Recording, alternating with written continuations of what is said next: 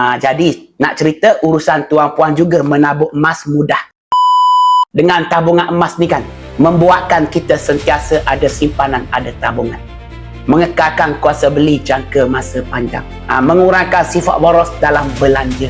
Mengelakkan diri keluarga kita ni jatuh miskin secara tiba-tiba. Banyak manfaatnya. Cuma saya tak boleh nak terangkan secara detail. Apabila tuan puan buka akaun emas bawah bimbingan saya akan invite dalam grup support dan terus bagi bimbingan. InsyaAllah sedikit sebanyak tuan puan akan tahu manfaat ilmu emas, ilmu keuangan.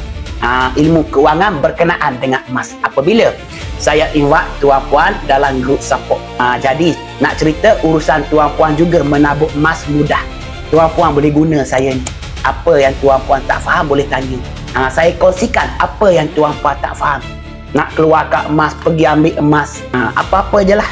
Semua saya bantu sebaik mungkin sehingga tuan puan boleh bergerak sendiri. Ada ilmu keuangan berkenaan dengan emas, miliki emas fizikal. InsyaAllah. Cuma kena buat tindakan lah.